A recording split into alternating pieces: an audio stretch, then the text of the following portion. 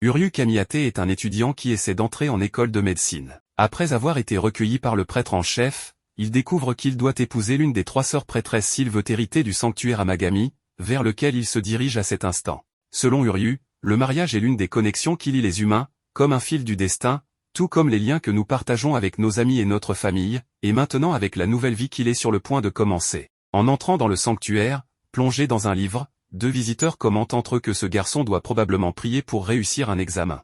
Mais Uryu ne compte pas sur une intervention divine pour atteindre ses objectifs, car il ne croit même pas en Dieu.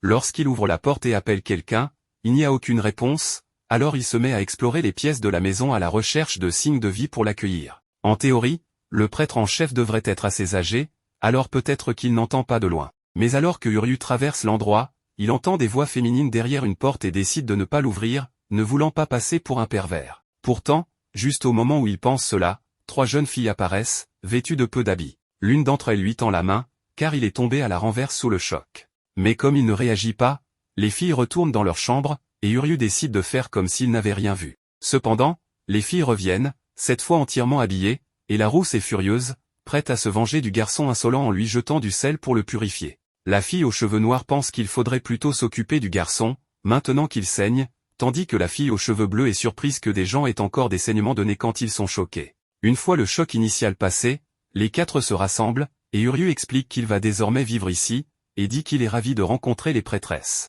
La rousse, cependant, demande si son plaisir vient du fait d'espionner des jeunes filles innocentes en train de se changer. Bien que Uryu essaie de justifier que c'était un accident, elle ne lâche pas prise et reste furieuse. Mettons cela de côté, il demande où est le prêtre en chef. La fille aux cheveux noirs, visiblement la plus accueillante, l'informe qu'il n'arrivera que demain et se présente comme Yae Amagami, assurant au garçon qu'il peut compter sur elle, étant l'aînée à 20 ans. La fille aux cheveux bleus intervient en disant que Yae est peut-être la plus âgée, mais aussi la plus enfantine. Quant à elle, étant la plus jeune, Asahi Amagami, elle s'attend à être choyée par Uryu et traitée comme une petite sœur, car elle n'a que 14 ans. Enfin, Yuna Amagami, âgée de 17 ans, déclare qu'elle n'a toujours pas accepté l'intrus comme membre de la famille, car elle n'aime pas l'idée qu'un homme vive ici. Uryu se moque de son opinion, car il est venu pour étudier, pas pour jouer à la famille. Avec son livre de vocabulaire anglais, il veut juste de l'espace pour se concentrer sur la lecture, rien de plus.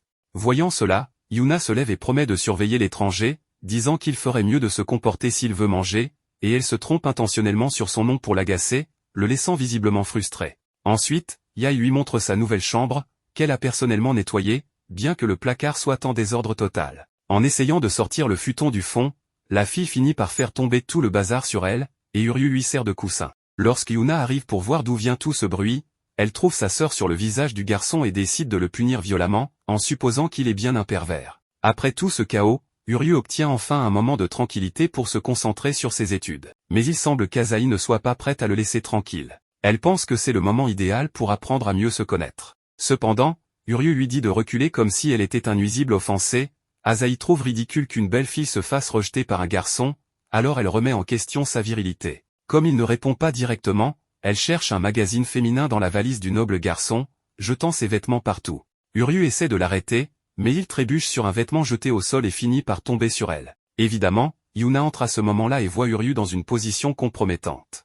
Naturellement, la rousse lui donne une autre raclée. Un certain temps plus tard, Uryu ne peut plus se concentrer sur ses études, alors il décide de se laver le visage pour clarifier son esprit. En traversant le couloir, il remarque une porte légèrement entrouverte et jette un coup d'œil à l'intérieur pour voir si quelqu'un est encore éveillé. À l'intérieur, il trouve Yuna, endormie sur le sol, sans couverture. Lorsque la fille éternue, il décide de la couvrir, mais elle se réveille au pire moment et suppose qu'il a des intentions malveillantes. Yuna se débat et donne un coup de pied au pauvre garçon, ce qui le fait tomber sur elle. Asahi et Yae se précipitent dans la pièce après avoir été réveillés par le bruit, et on peut déjà imaginer la scène, Uryu est encore une fois sur la rousse. Mais au lieu de réagir de la même manière, les 2 autres filles ferment simplement la porte et s'excusent d'avoir interrompu. Uryu essaie de les convaincre que c'était un accident, mais une fois de plus, il est ignoré. Après un nouvel incident, les 4 se rassemblent à nouveau, et Uryu demande à Yuna ce qu'elle faisait debout si tard. Elle explique que sa sœur fabriquait des talismans à la main, et la rousse le prévient de ne pas toucher au papier, sinon ils perdront leur pouvoir sacré. Uryu demande alors pourquoi elle met autant d'efforts à fabriquer ces talismans pour les visiteurs, alors qu'elle ne gagne même pas d'argent avec.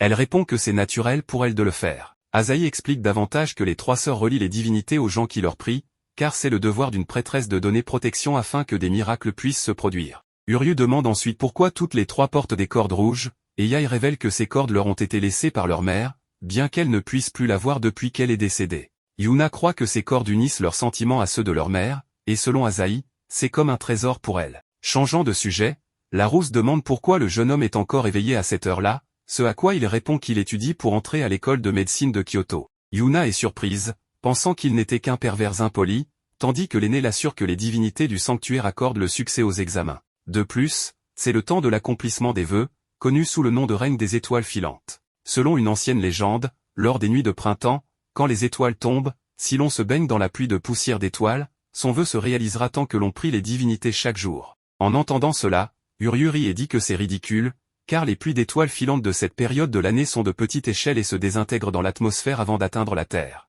Même si l'une d'elles atterrissait, elle écraserait simplement quiconque par l'impact. C'est pourquoi Uryu pense que pour quelqu'un de croire à de telles absurdités, son cerveau doit être fondu. En entendant cela, Yuna perd son calme et menace de maudire le nouvel arrivant, et Yae doit la retenir. Le lendemain, Uryu continue de soutenir que les amulettes et les prières ne fonctionnent pas, et puisque le travail d'un prêtre est de relier les gens aux divinités, il ne pourrait jamais s'imaginer dans ce rôle. En voyant Yuna avoir du mal à communiquer avec un enfant en anglais au sanctuaire, il intervient et dit à l'enfant, dans sa propre langue, de prendre le talisman et d'en prendre soin. Après que la petite fille soit partie, Uryu fait remarquer à Yuna qu'elle devrait étudier davantage l'anglais pour mieux accueillir les visiteurs étrangers et il lui propose de l'aider dans ce domaine. Yuna est d'abord agacée, mais finit par admettre qu'il l'a aidée et accepte de travailler sur son anglais. Juste après cela, un fort vent souffle dans leur direction et un oiseau passe, emportant le chouchou que sa mère lui avait laissé. Elle demande à ses sœurs de l'aider à chercher le chouchou, mais l'après-midi se termine et elles n'ont rien trouvé. Les sœurs l'assurent que les divinités les aideront,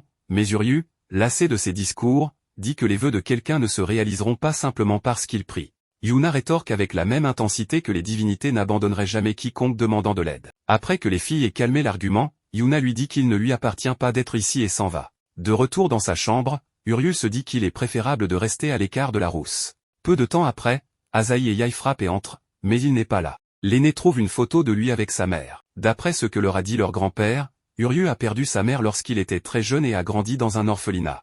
En mettant les pièces ensemble, elle suppose qu'il a dû prier les divinités tous les jours, mais son vœu ne s'est jamais réalisé, ce qui explique pourquoi il est athée, croyant que seuls les efforts des gens peuvent changer leur réalité. Asahi plaisante en disant qu'Uryu est similaire à Yuna, car tous deux cachent leurs véritables sentiments, et la sœur du milieu entend cette partie. Uryu s'oppose immédiatement et dit qu'il avait seulement prévu d'être un docteur.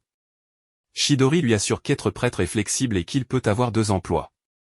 Teste également, mais quand Chidori les ignore, Uryu insiste qu'il n'ira pas jusqu'au bout. Chidori l'informe calmement qu'il prévoit de le transférer dans une école qui augmenterait ses chances d'entrer dans l'université de ses rêves. En entendant cela, Uryu le supplie de pardonner son insolence et lui demande combien de petits-enfants il veut. Chidori rit en s'éloignant tandis que Uryu prévoit de trouver un moyen d'échapper à tout mariage indésirable.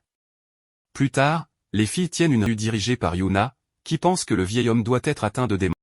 Les autres filles conviennent qu'il serait bizarre de se marier avec lui à l'improviste, et Yuna ajoute que Uryu ne croit même pas en Dieu. Elles se demandent ce qu'elles peuvent faire, alors Yuna propose de trouver un moyen de le chasser de la maison. Après le début de l'opération, Yuna dit à Uryu qu'il devra faire des tâches ménagères au lieu de se prélasser. Sa première tâche est la cuisine, donc Yuna lui monte plus vite que le cerveau de Uryu. Elle pense qu'il n'y arrivera jamais avec ses ingrédients, mais elle se trompe quand il présente un plat digne de Alain Ducasse. Les filles se jettent rapidement sur la nourriture, et bien que le repas soit impeccable, Yuna dit que Uryu n'est pas encore tiré d'affaire. Ensuite, il est obligé de faire la lessive. Yuna espérera sous la chaleur du soleil, tandis que Uryu se demande s'il est sage de lui donner accès à leurs draps. Uryu ne sourcille même pas en voyant leurs sous-vêtements, et cela devient plus difficile pour les filles de supporter la scène. Après cette humiliation auto-infligée, Uryu plie le linge en piles nettes comme si elles étaient neuves. Cependant, Yuna insiste que ce n'est pas encore son arme secrète, Uryu devra nettoyer la chambre de Yae. La chambre de Yae ressemble à une véritable porcherie, alors Yuna lui souhaite bonne chance pour sa mission. Uryu se demande par où commencer, car son nez est assailli par une odeur nauséabonde. Il découvre que la source est des peintures à l'huile, car Yae est une majeure en articles. Uryu a failli perdre la vie en cours de route, mais à la fin, Uryu s'oppose immédiatement et dit qu'il avait seulement prévu d'être un docteur. Chidori lui assure qu'être prêtre est flexible et qu'il peut avoir 2 emplois. Les filles protestent également, mais quand Chidori les ignore, Uryu insiste qu'il n'ira pas jusqu'au bout. Chidori l'informe calmement qu'il prévoit de le transférer dans une école qui augmenterait ses chances d'entrer dans l'université de ses rêves. En entendant cela, Urui le supplie de pardonner son insolence et lui demande combien de petits-enfants il veut. Chidori rit en s'éloignant tandis que Urui prévoit de trouver un moyen d'échapper à tout mariage indésirable. Plus tard, les filles tiennent une réunion anti-Urui dirigée par Yuna, qui pense que le vieil homme doit être atteint de démence. Les autres filles conviennent qu'il serait bizarre de se marier avec lui à l'improviste, et Yuna ajoute que Urui ne croit même pas en Dieu. Elles se demandent ce qu'elles peuvent faire, alors Yuna propose de trouver un moyen de le chasser de la maison. Après le début de l'opération, Yuna dit à Urui qu'il devra faire des tâches ménagères au lieu de se prélasser. Sa première tâche est la cuisine, donc Yuna lui montre un réfrigérateur plus vide que le cerveau de Urui. Elle pense qu'il n'y arrivera jamais avec ses ingrédients, mais elle se trompe quand il présente un plat digne de Alain Ducasse. Les filles se jettent rapidement sur la nourriture, et bien que le repas soit impeccable, Yuna dit que Urui n'est pas encore tiré d'affaire. Ensuite, il est obligé de faire la lessive. Yuna espère qu'il s'effondrera sous la chaleur du soleil, tandis que Urui se demande s'il est sage de lui donner accès à leurs draps. Étonnamment, Urui ne sourcille même pas en voyant leurs sous-vêtements, et cela devient plus difficile pour les filles de supporter la scène. Après cette humiliation auto-infligée, Urui plie le linge en pile net comme si elles étaient neuves. Cependant, Yuna insiste que ce n'est pas encore fini et sort son arme secrète. Urui devra nettoyer la chambre de Yae. La chambre de Yae ressemble à une véritable porcherie, alors Yuna lui souhaite bonne chance pour sa mission.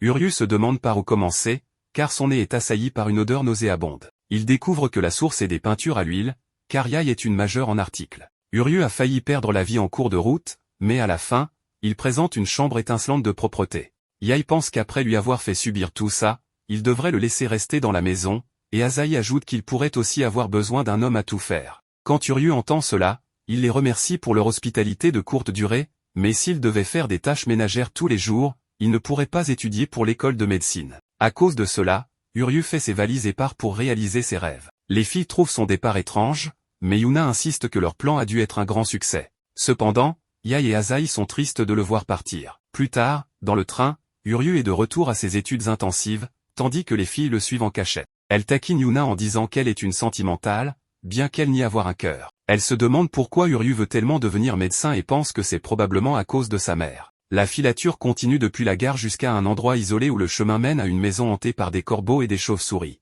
Yuna s'inquiète que Urui ait prévu de vivre dans les bas quartiers parce qu'elle l'a expulsé, mais Urui les surprend en leur faisant peur. Elle se demande ce que font tous ces enfants, tandis que ces derniers essaient de nommer les planètes sur leur poitrine. Urui leur demande ce qu'ils font là, mais il est interrompu par le propriétaire de la maison, le docteur Mahiro. Ils entrent à l'intérieur, et Mahiro explique qu'elle gère un orphelinat appelé Iseki. Elle remercie les filles d'avoir accueilli un bon à rien comme Urui et dit qu'elles sont trop jolies pour être ses futures épouses. Elle les rassure en disant que Urui a de bonnes qualités et le taquine sur son rêve de devenir médecin à cause d'elle. Urui l'interrompt avant qu'elle ne mentionne ce qu'il fait la nuit, puis il insiste sur le fait qu'il ne retournera pas au sanctuaire ni ne les épousera. Mahiro lui met rapidement la main sur la bouche et le menace en lui rappelant les faveurs qu'elle lui a accordées pour lui obtenir un foyer d'accueil. Les enfants accourent vers Urui pour lui montrer leur grue en papier, et quand Urui est surpris, une autre fille nommée Shirai apparaît. Urui se demande ce qu'elle fait là, mais elle dit qu'elle rendait juste visite. Les filles se demandent qui elle est, alors Urui explique qu'elle est une amie d'enfance qui vivait aussi là. Asahi parie que c'est à cause de Shirai que Urui s'habille comme un garçon, mais Yuna lui dit d'arrêter. Un des enfants montre sa grue en papier aux filles et dit qu'elle est pour sa mère. Soir explique qu'il s'occupe aussi des parents dont les maladies les empêchent de prendre soin de leurs enfants. C'est pourquoi il fabriquait des grues en papier en guirlande à leur envoyer. Les filles trouvent que c'est une excellente idée, mais Urui dit que c'est une perte de temps. Yuna lui dit qu'il a tort et dit aux enfants d'ignorer le rabat-joie pendant qu'elle les aide à fabriquer leurs grues. Après un moment, les filles montrent leurs grues, et c'était un désastre. La grue de Yuna était beaucoup trop complexe, Yuna était trop lente, et Asahi était trop maladroite. Les enfants se rassemblent autour de Urui, disent que les filles sont une perte de planètes jumelles, et lui demandent son aide. Urui ne peut pas résister à leurs supplications et les aide à faire 1000 grues en papier. Les filles s'émerveillent de sa compétence, tandis que Urui se lamente d'avoir perdu son précieux temps avec ses enfants bruyants. Cependant, quand il entend un enfant se demander si la grue aiderait vraiment sa mère à aller mieux, cela déclenche un souvenir de son passé. Il prend la grue et la donne à l'enfant, lui assurant que lorsque les médecins verront les charmes, ils feront de leur mieux. L'enfant se réjouit instantanément. Mahiro entre et dit aux filles que Urui est si bon à faire des grues en papier parce qu'il en a plié des milliers pour sa mère. À cause de cela, il est celui qui comprend le mieux les enfants. Les filles réalisent alors que Urui veut devenir médecin à cause des enfants. Shirai ajoute que Urui a toujours été là pour eux quand ils étaient anxieux ou tristes. Mahiro attire l'attention des filles et leur dit de bien prendre soin de Urui. Plus tard, Les filles continuent de jouer dehors avec les enfants pendant que Mahiru félicite Uryu d'avoir attrapé 3 filles du sanctuaire. Cependant, Uryu se plaint qu'elle voulait qu'il fasse toutes les corvées, rendant difficile l'étude. Mahiru lui dit que Uryu a toujours été capable de faire beaucoup de choses avec ses mains, mais que sa bouche a eu du mal à suivre. Elle l'assure cependant que ces 3 filles sont venues jusqu'ici parce qu'elles tiennent à lui, et qu'il ferait une erreur s'il pensait qu'il n'était pas le bienvenu. Elle lui rappelle alors que lorsqu'il était enfant, il voulait l'aider avec toutes les corvées ou s'occuper des enfants, mais Mahiru lui avait dit qu'elle était heureuse de tout faire elle-même. Uryu sourit et décide de ne plus se plaindre, même si cela signifie tout faire comme elle le faisait. Mahiru approuve et lui souhaite bonne chance. Plus tard, les filles taquinent Uryu en disant qu'il a un faible pour Mahiru, mais il leur dit de se taire et explique qu'il lui doit la vie. Il s'excuse ensuite d'avoir été égoïste et d'avoir quitté la maison de cette manière, et propose de faire toutes les corvées qu'elles veulent. Yuna lui dit qu'elles deviendront paresseuses s'il fait cela, alors elles offrent toutes de l'aider, car ils sont une famille maintenant. Uryu accepte volontiers, mais les filles se révèlent être catastrophiques dans les tâches ménagères. La chambre de Uryu est de nouveau un désordre en moins d'une journée, Asahi ne comprend pas l'utilisation d'une corde à linge, et Yuna pourrait regarder de la peinture sécher plus vite qu'elle ne cuisine. Uryu réalise qu'il n'y a aucun espoir pour ce trio de tête en l'air. C'est alors que Chidori arrive et dit qu'il est heureux que Uryu agisse enfin comme un successeur. Cependant, Uryu prévoit toujours de faire quelque chose à propos de cette histoire de mariage plus tard. Chidori suggère ensuite qu'il devrait avoir un entretien de mariage formel avec chacune de ses petites filles pour renforcer leur lien. Quelques jours plus tard, Chidori vient traîner Uryu pour son premier entretien de mariage. Uryu pense que les sœurs sont tout aussi peu intéressées que lui, jusqu'à ce qu'il voit Asahi jouer son rôle à la perfection. Chidori annonce le début de l'entretien, et Asahi informe Uryu qu'il devra passer la journée avec elle. Chidori les laisse, pour que les jeunes puissent s'amuser. Asahi dit alors à Uryu qu'il devrait profiter du moment tant qu'il dure. Elle s'approche et commence à retirer ses vêtements, ce qui pousse Uryu à prétendre se cacher les yeux. Malheureusement, tout ce qu'il voit, c'est une planche parlante qui veut aller courir. Peu de temps après, Asahi et Uryu se mettent à courir ensemble, et elle explique que courir, c'est comme respirer pour elle. Uryu ne la prend pas au sérieux, puisqu'elle est la plus insouciante des sœurs. Asahi menace alors de le laisser derrière. Uryu, sûr de lui, affirme qu'elle ne pourrait jamais le distancer, jusqu'à ce qu'il se retrouve à moitié mort 5 heures plus tard. Il rentre chez lui, espérant prendre une douche, mais trouve la porte grande ouverte, révélant la poitrine nue d'Asahi. Elle plaisante en disant qu'elle préfère l'air libre, mais Uryu la traite de malade. Le lendemain matin, Uryu se rend compte qu'il a trop dormi et blâme Asahi de l'avoir épuisé. Cependant, Asahi apparaît soudainement dans son lit et lui dit qu'elle aimerait continuer leur entretien avant de le forcer à une session de course matinale. Elle souhaite d'abord acheter une nouvelle paire de chaussures de course. Uryu l'accuse de l'utiliser, mais Asahi lui répond qu'elle doit dire à son grand-père qu'ils ont bien fait l'entretien. Uryu voit que la salle de stockage a subi le même sort que sa chambre, ravagée comme par une tornade, mais Asahi est trop occupée à fantasmer sur le fait d'être enfermée seule avec un garçon. Les dieux de l'intrigue interviennent rapidement et ferment les portes, les empêchant de sortir. Asahi annonce que la porte est vieille et ne s'ouvrira pas facilement. Uryu tente de trouver une solution, quand il remarque qu'Asahi commence à buguer et à agir différemment de son comportement habituellement séducteur. Il se souvient de ce qu'elle a dit dans la salle de bain et devine qu'elle a peur des espaces confinés. Asahi essaie de le nier, mais quand Uryu la voit trembler, il pose sa main sur sa tête pour la calmer. Il lui propose alors de s'agripper à son dos pour se protéger pendant qu'il tente de casser la fenêtre. Plus tard ce matin-là, Uryu parvient finalement à faire un trou suffisamment grand pour qu'il puisse passer. Asahi remarque ses mains meurtries et est touchée par son courage, jusqu'à ce qu'elle réalise à quelle hauteur il se trouve et commence à hésiter. Il se traîne finalement en bas et ouvre la porte pour Asahi, qui a l'audace de le taquiner sur sa phobie. En sortant, Asahi le remercie pour son aide, et Uryu lui dit qu'en y repensant, elle a parfois un côté enfantin.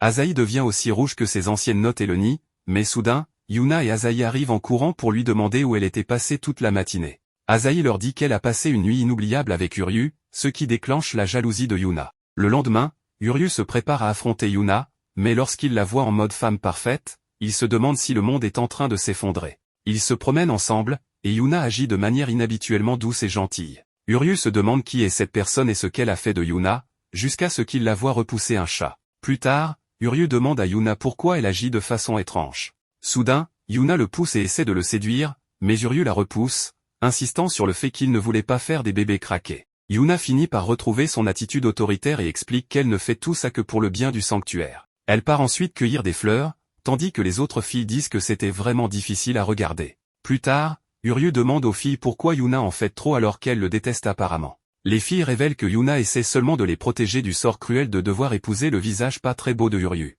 Apparemment, elle a toujours été comme ça. Uryu demande alors aux filles ce que Yuna aime. Plus tard, il dit à Yuna de se changer pour qu'ils puissent continuer leur entretien.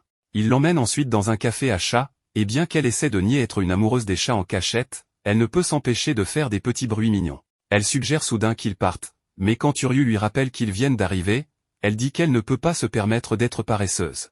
Uryu lui dit que les filles s'inquiètent parce qu'elle se surmène pour le sanctuaire, mais Yuna insiste sur le fait que c'est sa mission. Uryu peut comprendre, mais il lui rappelle que ses sœurs comptent aussi, et qu'elle devrait considérer son temps libre comme faisant partie de sa mission.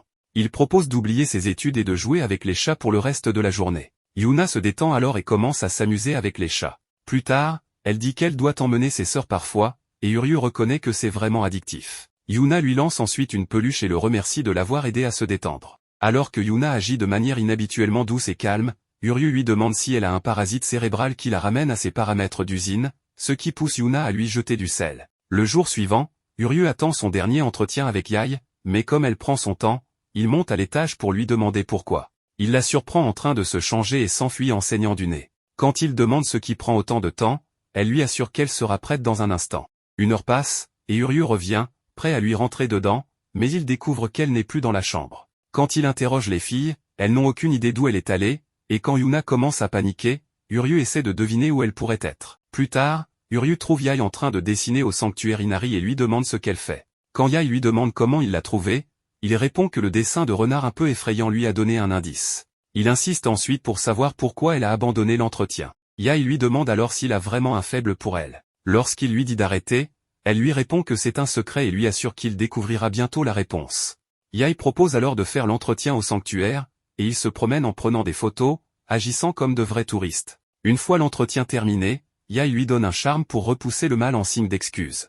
Alors qu'il s'éloigne, Uryu se demande s'il y a plus à découvrir chez Yae qu'une simple tête en l'air. Mais elle lui demande soudainement qui il a choisi d'épouser. Yae énumère les qualités de Yuna et Asahi, mais pour elle, elle dit qu'elle a quelque chose de beaucoup plus doux et rebondissant à offrir. Uryu est embarrassé et fait un faux pas, tombant en arrière. Sa vie commence à défiler devant ses yeux, révélant des souvenirs qu'il ne reconnaît pas, laissant entendre qu'il épousera les 3 sœurs. Il se réveille ensuite et se rend compte que tout cela n'était qu'un rêve. Plus tard, il se dirige vers la chambre de Yae pour découvrir ce qui s'est réellement passé après leur entretien, mais l'idiot ne lui est d'aucune aide. Yuna arrive et gronde Uryu pour avoir dérangé Yae, puis elle l'envoie chercher des gâteaux pour un invité important. Pendant que Uryu est au magasin, il entend des gens parler du prochain festival d'Amagami, mais ils n'ont pas été au sanctuaire depuis longtemps. Quand Uryu revient à la maison, il trouve l'invité important qui leur conseille de mettre le sanctuaire en vente. Chidori présente l'homme aux cheveux blancs comme Miemon, qui est en quelque sorte le mécène du sanctuaire. Miemon explique que, puisque le sanctuaire n'attire plus autant de clients qu'avant,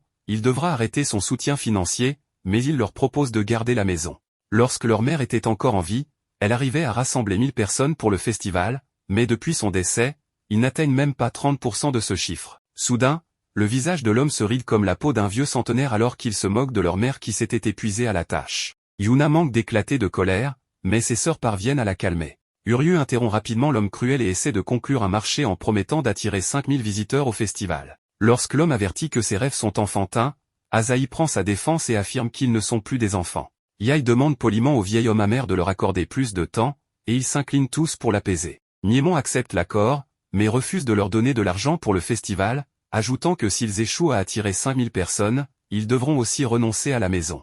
Après avoir entendu cela, Uryu est surpris d'entendre les filles accepter les conditions avec le soutien total de Chidori. Avant de partir, Miemon leur montre son grave problème de conjonctivite et les avertit de ne pas regretter leur décision. Par la suite, Yuna réprimande Uryu pour avoir provoqué le frère cadet du diable, et les filles essaient de trouver un plan pour réussir. Quand elles remarquent que Uryu a disparu, elles le trouvent en train de feuilleter les anciens registres du festival et se disent qu'il pourrait y avoir une chance de réussir avec cela. Le lendemain, Uryu a l'air épuisé, comme s'il allait devenir un zombie, lorsqu'il informe les filles d'une diminution du nombre de stands au festival. Les filles expliquent que depuis la mort de leur mère, elles se sont éloignées des propriétaires de stands, et Chidori était trop occupée à s'occuper d'elles pour maintenir les relations. Cependant, les filles insistent sur le fait qu'elles sont maintenant assez grandes pour gérer le festival seules. Uryu suggère de recourir au plan B, qui consiste à utiliser les réseaux sociaux pour attirer l'attention des gens. Yuna le rassure en disant qu'elles sont des maîtresses d'Internet. Leur première affiche s'avère horrible, alors Uryu propose de les utiliser comme les filles de la campagne. Asahi se moque de lui pour avoir pensé qu'elles étaient mignonnes, mais Uryu n'a pas honte d'admettre qu'il les trouve jolies. Yuna s'oppose à faire une chose aussi vulgaire en tant que prêtresse du sanctuaire, alors Asahi se porte volontaire, affirmant qu'elle est la sœur la plus mignonne. Malheureusement, elle n'était assez mignonne que pour obtenir un seul j'aime, probablement de la part du fantôme de leur mère. Comme cela n'a pas fonctionné, elles essaient une photo plus osée de Yuna, mais seulement 2 personnes ont réagi. Frustrée, Asahi se tourne alors vers la taille extravagante de Yae pour attirer l'attention, mais cela n'obtient aucun j'aime, et Uryu a dû se laver les yeux. Uryu souligne qu'elle ne fait pratiquement pas de publicité pour le sanctuaire ou le festival, alors Asahi prévoit d'essayer des photos plus classiques en uniforme de prêtresse. À ce moment, Yuna apparaît et la traite d'échec en tant que prêtresse pour avoir manqué de respect à Dieu. Asahi réplique et insiste sur le fait que c'est Yuna qui échoue en pensant que Dieu est la seule chose importante à considérer. Alors que les filles s'affrontent, Yae apparaît et les avertit de se comporter correctement pour ne pas s'attirer ses foudres. Cependant, au dîner, les filles ne se disent pas un mot, ce qui dérange Uryu. Plus tard, Uryu trouve Yuna en train de pratiquer ses poses de selfie. Il lui demande si elle s'est réconciliée avec Asahi, puis lui montre à quel point Asahi a travaillé dur, en lui demandant si elle pense toujours qu'elle est un échec. Yuna envoie à Asahi un selfie pour demander des conseils, et lorsqu'Asahi lui répond avec enthousiasme, Yuna la prend dans ses bras par derrière et s'excuse d'avoir été désagréable. Les filles se réconcilient, et Yae arrive en courant pour se joindre à ce moment sentimental. Pendant que les filles s'amusent, Uryu prend une photo qui devient virale. Elle continue à créer du contenu vidéo sur le sanctuaire, qui connaît également un grand succès. Grâce à cela, Uryu suggère de passer à la phase 2, qui consiste à créer des articles en édition limitée à vendre. Yae est chargée de concevoir les talismans, mais 2 jours plus tard, Uryu devient presque fou de lui demander les designs. La tête en l'air avait procrastiné tout le temps, mais elle lui assure qu'elle les lui fournira le lendemain matin. Plus tard, Uryu se rend compte qu'ils sont en difficulté, car tout ce que disait Yae était un mensonge. Lorsqu'il vérifie sa chambre, elle est déjà partie. Pendant ce temps, Yae est près de la rivière, observant un drame entre poissons, et c'est en voyant les poissons amoureux qu'elle trouve enfin l'inspiration pour son propre design. Le lendemain matin, Uryu montre aux filles ses designs de talismans de remplacement, mais elles lui disent de continuer à étudier la médecine à tout prix. Juste à ce moment-là, Yae arrive avec le nouveau design, que tout le monde salue immédiatement pour son génie. Yae explique que le design sur le thème de l'amour a pour but d'attirer les jeunes et les célibataires désespérés. Uryu gronde Yae pour avoir été trop indulgent avec son rythme et promet de la surveiller de plus près la prochaine fois, mais les filles le traitent de pervers pour avoir voulu espionner une femme plus âgée. Cependant, Yae se sent reconnaissante qu'il soit prêt à aller aussi loin pour elle. Maintenant que leur succès sur les réseaux sociaux et les nouveaux designs de talismans sont prêts, les filles sont enthousiastes pour le festival, mais Uryu leur dit qu'il leur reste une chose importante à faire. Plus tard,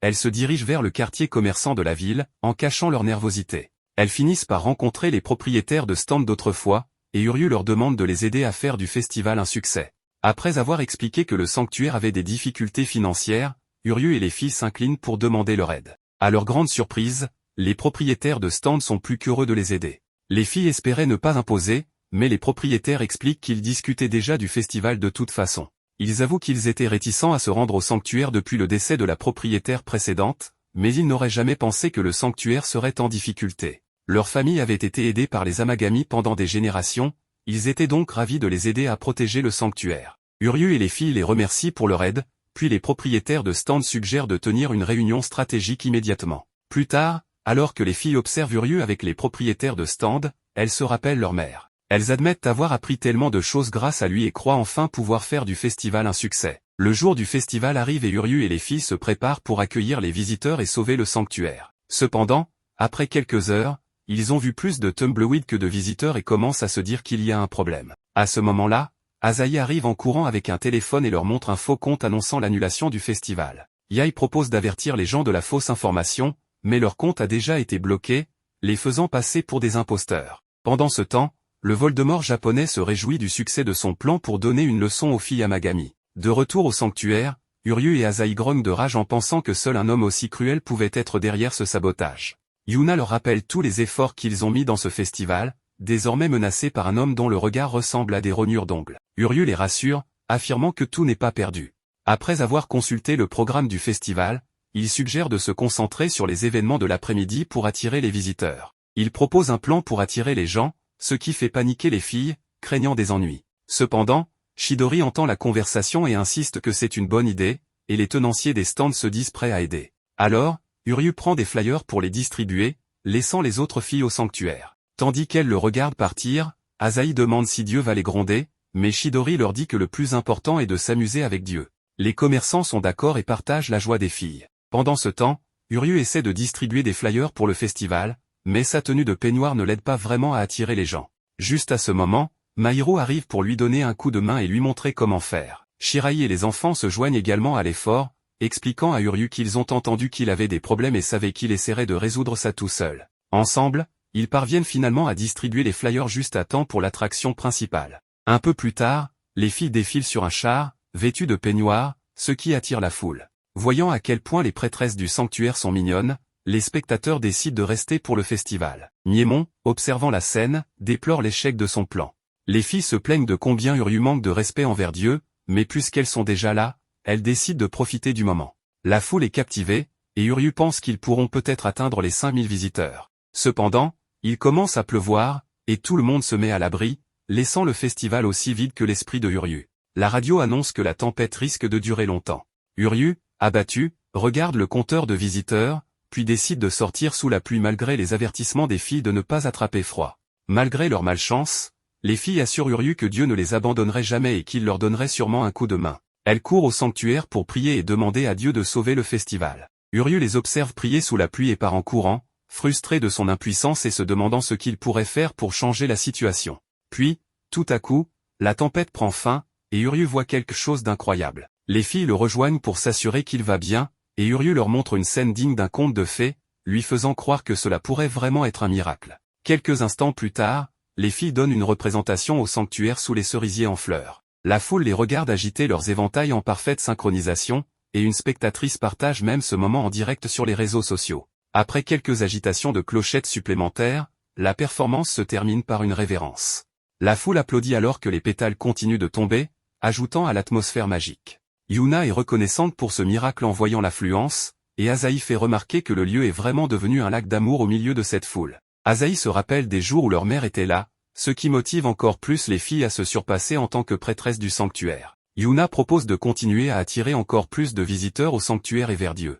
Grâce à cet engouement, un grand nombre de personnes se rendent au festival, et les créations de Yae connaissent un succès immédiat. Uryu gère la boutique presque tout seul, jusqu'à ce que Mahiru arrive pour l'aider, provoquant les remerciements sincères de Uryu. Mahiru, elle, est heureuse de pouvoir cosplayer en prêtresse du sanctuaire, mais surtout de voir que beaucoup de gens ont pu découvrir le festival. Elle fait remarquer combien il est difficile de vivre dans un sanctuaire, et Uryu se plaint d'être constamment bousculé par les filles, n'ayant presque plus de temps pour étudier. Il est toujours perturbé par la question de devoir épouser l'une d'entre elles, ce qui le stresse. Cependant, Mahiru remarque tout ce que Uryu fait pour les aider, et il avoue qu'il veut simplement que tout le monde soit récompensé pour ses efforts. À la fin de la journée, le groupe se rend compte qu'il ne leur manque qu'une seule personne pour atteindre leur objectif, et qu'il ne reste plus que 5 minutes. Miémon arrive pour les narguer, mais, contre toute attente, il leur annonce qu'ils ont réussi et qu'il continuera de les soutenir. Ils lui disent qu'il manque une personne pour atteindre les 5000 visiteurs, alors Miémon leur propose de l'ajouter à la liste.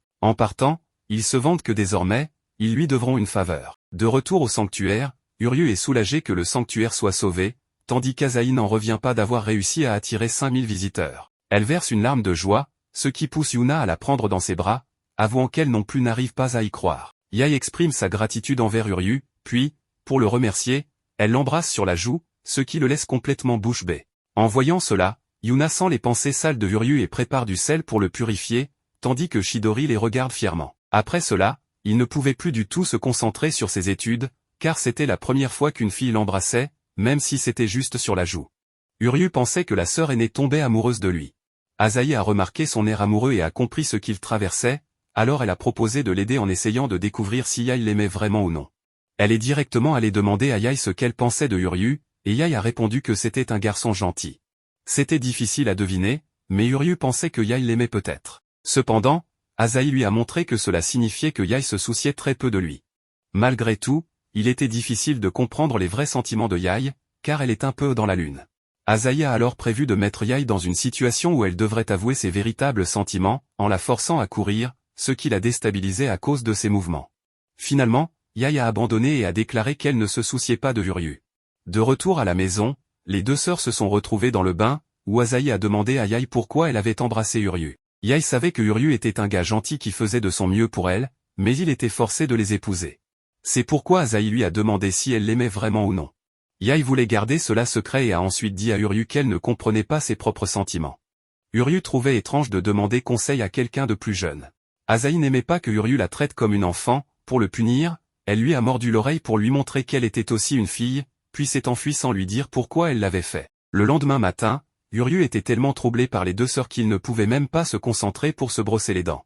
Puis la troisième sœur est arrivée, clairement en train de cacher quelque chose, car elle mentait très mal.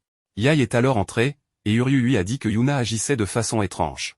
Yae a conseillé à Yuna d'être honnête, mais elle ne voulait pas, ce qui a donné un indice à Uryu qu'il valait mieux ne pas s'impliquer. Il est donc retourné à ses études jusqu'à minuit, et en sortant, il remarqua un calme inhabituel. Il vit alors Asahi espionner Yuna, qui préparait un talisman très lentement avec ses mains. Asahi lui a expliqué que c'était pour son anniversaire, qui tombait le lendemain, et que Yuna préparait ce talisman en cadeau. Yae, quant à elle, avait aussi préparé un cadeau, de nombreuses peluches de grande taille. Les deux sœurs ont alors rivalisé pour savoir lequel de leurs cadeaux était le meilleur. Dans leur dispute, elles tombèrent et déchirèrent leurs propres cadeaux. Asahi est arrivé, et les deux sœurs ont vu qu'il était minuit, donc l'anniversaire d'Asahi. Voyant leurs cadeaux abîmés, elle les consola en leur disant qu'elles avaient préparé leur présent avec tout leur cœur, c'était tout pour elles, ce qui a rendu les choses meilleures. Cependant, Uryu se sentait mal de voir les cadeaux dans cet état, alors le lendemain matin, quand les sœurs sont descendues après une bonne nuit de sommeil, Asahi leur a montré que Uryu avait réparé leurs cadeaux toute la nuit avant de s'endormir. Il a souhaité un joyeux anniversaire à Asahi, ce qui était un geste vraiment gentil. Uryu rêvait alors qu'il recevait un baiser de Yuna et, à son réveil, Mahiru l'a convoqué à l'orphelinat. Yae et Asahi sont ensuite venus demander de l'aide à Uryu, mais il n'était pas là. Yuna leur a dit qu'il était parti voir Mahiru et leur a demandé d'être moins dépendante de lui. Elle leur a aussi rappelé que Yae l'avait embrassé, en leur demandant ce qu'elle ferait si Uryu s'emballait à cause de cela.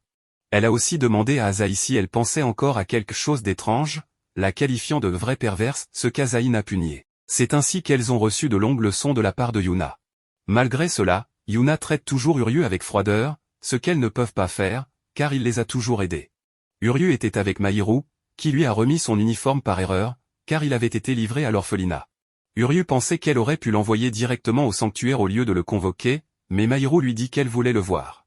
Elle lui demanda comment se passait sa nouvelle vie au sanctuaire. Uryu n'aimait pas beaucoup ça, car il devait nettoyer la chambre de Yae, Yuna était lente comme une tortue dans ses tâches, et Asahi n'était pas doué pour les travaux ennuyeux.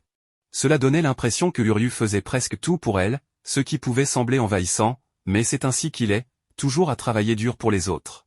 Mahiru lui conseilla alors de se concentrer sur ses études, puisqu'il s'apprête à entrer à l'école de médecine. Uryu décida de prendre un peu de distance avec les sœurs, mais en chemin, il vit que Yuna l'attendait. Elle semblait avoir quelque chose à lui dire, mais resta silencieuse, ce qui le rendait nerveux.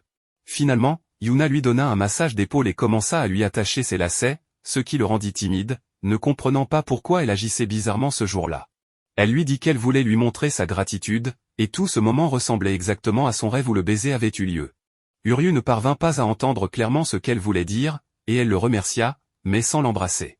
Puis, un enfant bouscula Yuna, ce qui fit que le rêve se réalisa presque. Uryu évita de justesse l'accident, et en se déplaçant, il remarqua que Yuna était sur le point de lui jeter du sel, mais elle le lança dans les airs et lui dit de partir, trouvant qu'il était stupide de rester dans cet accident. Uryu savait déjà cela, mais Yuna sentit les premiers élans de l'amour. Cette nuit-là, Uryu fait un rêve où les filles se dirigent vers un nouveau sanctuaire à Arashiyama. Là-bas, Yuna se comporte de manière étourdie, Yae a une expression de choc sur son visage, et Asahi semble évanoui. La dernière chose qu'il voit, c'est toutes les filles qui dorment à ses côtés avant qu'il ne se réveille. Plus tard, au petit déjeuner, Yuna suggère qu'ils aillent à Tsukigami. Quand Uryu demande ce que c'est, Asahi lui répond que c'est un sanctuaire à Arashiyama, ce qui rend Uryu nerveux. Le maître du sanctuaire a enseigné aux filles comment être prêtresses, et maintenant qu'elles reçoivent plus de visiteurs que d'habitude, elles auront à nouveau besoin de son aide. Uryu se remet encore du choc quand Asahi lui demande s'il veut les accompagner, mais Uryu refuse catégoriquement. Il retourne dans sa chambre, déterminé à empêcher son rêve de se réaliser. Soudain, Chidori entre et dit à Uryu qu'il a un objet important à livrer. Quelques instants plus tard, Uryu se précipite dans la rue avec une boîte mystérieuse. Lorsqu'il arrive au sanctuaire, il réalise que le futur ne sera pas si facile à changer. Plus tard, Uryu entre avec l'objet de Chidori et révèle qu'il contient apparemment quelque chose de maléfique. Les filles se demandent si un esprit maléfique a été scellé à l'intérieur, mais Yomiko leur dit de se calmer et se présente à Uryu en tant que prêtresse supérieure. Uryu demande ce qu'est une prêtresse supérieure, et Asahi lui explique que c'est un rang dans la prêtrise, ce qui fait de Yomiko la maîtresse des prêtresses. Uryu demande alors ce qu'il doit faire avec la boîte, et Yomiko lui dit de lui laisser. Elle commence à dégager une aura de super-héros et ouvre la boîte, mais il s'avère qu'elle ne contient que des mochis à la cannelle, ce qui pousse Uryu à maudire silencieusement le vieux prêtre rusé. Yomiko les place sur la table pour que tout le monde en profite, tandis que Uryu la surveille de près. Pendant qu'il mange, Uryu explique que le sanctuaire de Tsukigami est dédié au dieu de la lune, qui guide les gens hors de leurs soucis vers la lumière et l'espoir. Yuna ajoute que même les rêves peuvent se réaliser au sanctuaire, bien que cette partie ressemble davantage à un conte de fées. La légende dit que, lors de la nuit de la pleine lune, si l'on traverse l'arc-en-ciel illuminé, ces rêves se réaliseront. Après cela, les filles expliquent à Yomiko qu'elles reçoivent plus de visiteurs au sanctuaire et qu'elles ont du mal à gérer, donc elles ont besoin de ses conseils. Yomiko dit qu'elle comprend et commence à s'adresser à chacune des filles. Elle dit à Asahi qu'elle est devenue bien plus jolie depuis leur dernière rencontre, elle dit à Yuna d'arrêter de l'appeler maître car ce n'est pas mignon, puis elle touche la poitrine de Yae pour voir si elle a du jus, ce qui fait se demander à Uryu si elle est bien saine d'esprit. Après cela, elle annonce qu'elle a réservé une auberge avec des sources chaudes pour tout le monde, ce qui enthousiasme les filles à l'idée de se détendre. En se rendant à l'auberge, Uryu dit qu'il doit partir et retourner à ses études. Soudain, il remarque un groupe de prêtresses alignées, et Yomiko explique qu'il est d'usage pour elles d'exprimer chaque jour leur gratitude aux dieux.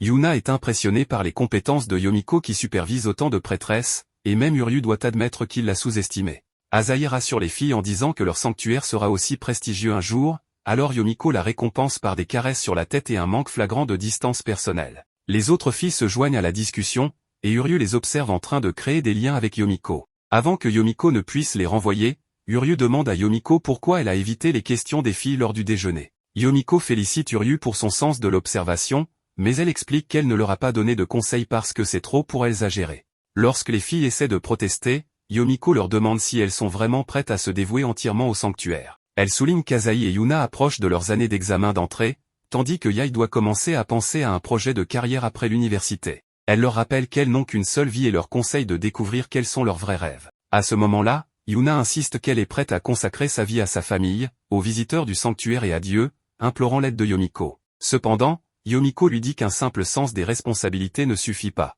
Asahi essaie de rassurer Yomiko en disant qu'elles sont désormais de vraies prêtresses du sanctuaire, alors Yomiko leur répond qu'elle ne devrait plus avoir besoin de son aide dans ce cas. Yae ne trouve rien à dire, et lorsque Yomiko tente de partir de nouveau, Uryu la retient en lui disant qu'elle est inutilement froide envers les filles. Il la réprimande pour ne pas comprendre à quel point les filles tiennent au sanctuaire, alors qu'elle les connaît depuis plus longtemps que lui. À cela, Yomiko lui rappelle qu'il devra aussi se marier dans la famille pour que le sanctuaire survive, et elle lui demande s'il y a vraiment réfléchi. Même Uryu reste sans voix. Yomiko dit au groupe de réévaluer leurs plans pour l'avenir et de lui faire savoir leur décision le lendemain. Plus tard, Uryu et les filles se morfondent collectivement à l'entrée du sanctuaire, tandis que Yae disparaît à sa manière habituelle et s'éloigne seul.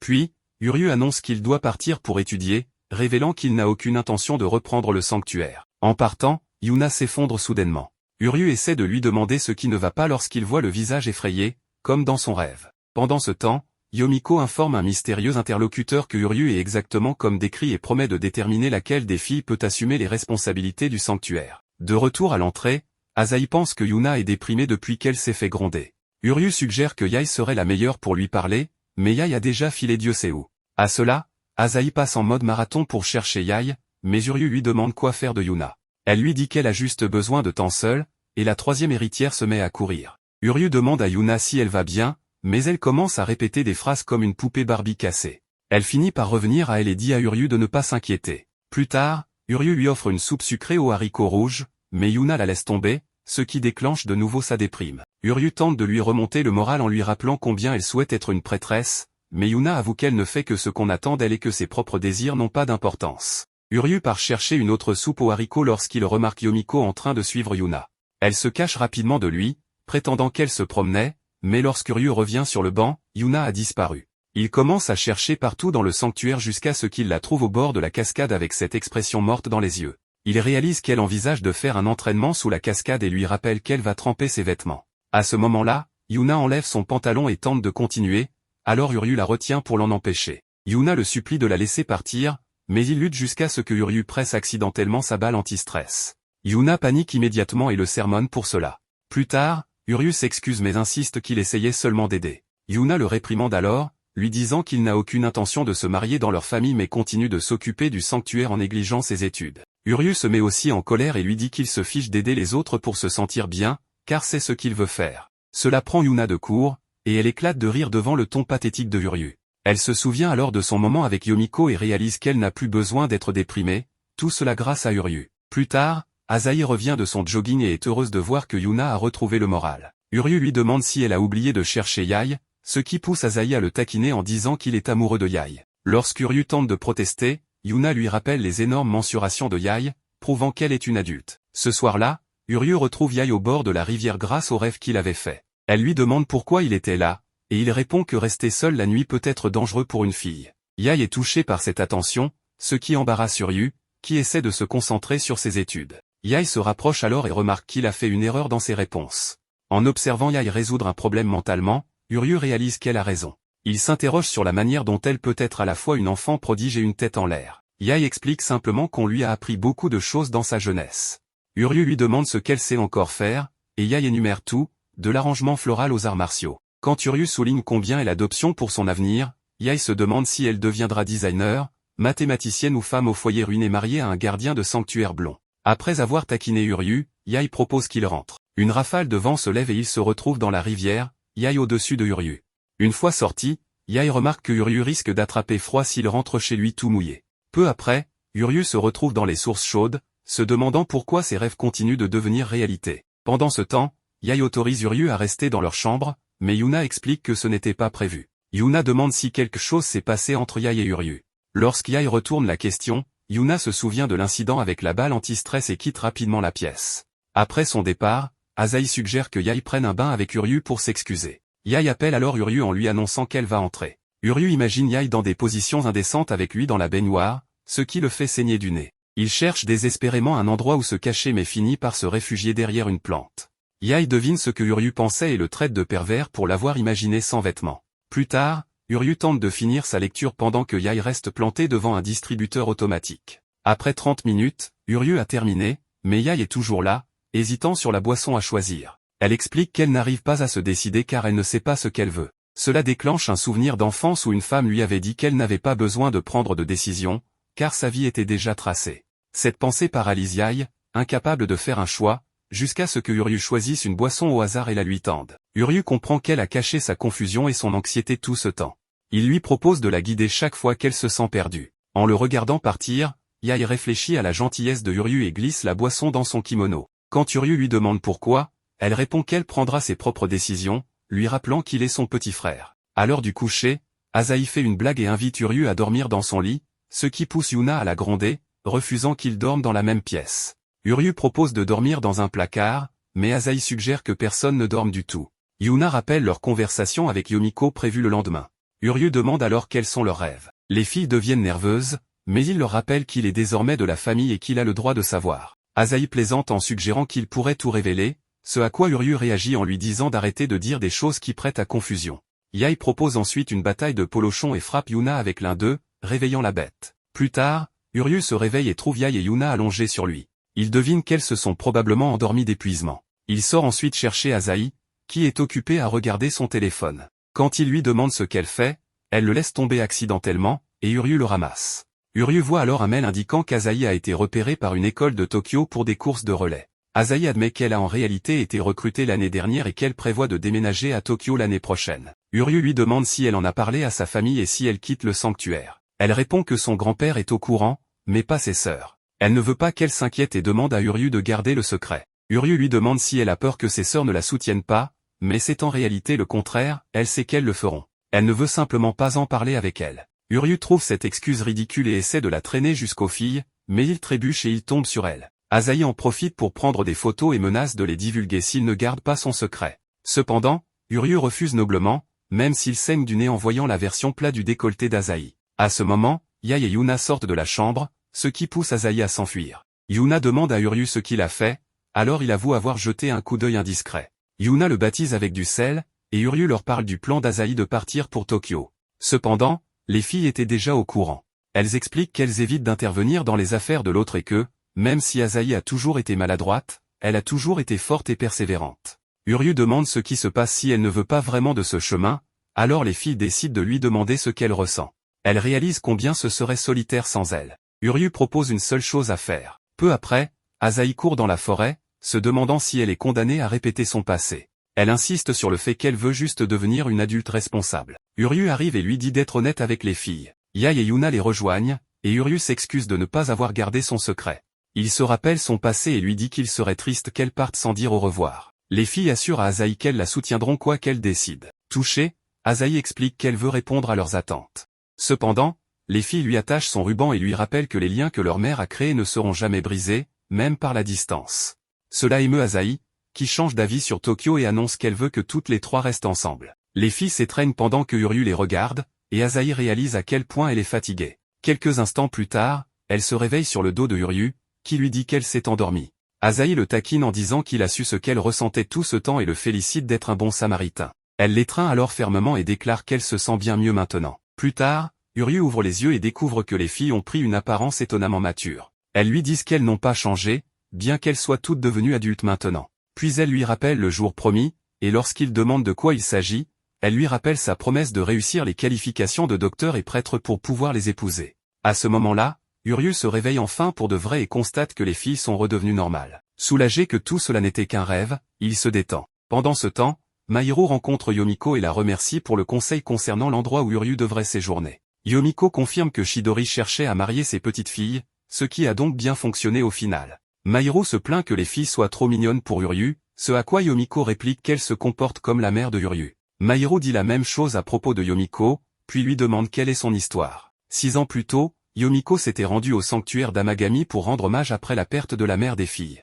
Elle avait demandé à Chidori quel serait l'avenir du sanctuaire, mais il ne savait pas non plus quoi faire. Soudainement, Yuna et les filles sont sorties de derrière les murs et ont supplié Yomiko de les prendre comme disciples, ce qui l'a totalement déconcerté. Peu de temps après, les filles avaient du mal à apprendre leur devoir de prêtresse, et Yomiko pensait sérieusement à fuir vers un pasteur jeune et cool pour échapper à la situation.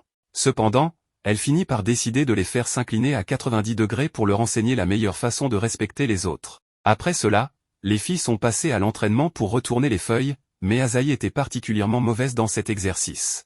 Yomiko la gronde en lui disant qu'elle ressemblait plus à une vendeuse de mauvaises herbes qu'à une prêtresse, ce qui rend Asahi très triste. Yomiko se demandait comment elle allait pouvoir entraîner 3 petites filles, jusqu'à ce qu'elle entende Asahi promettant de travailler plus dur.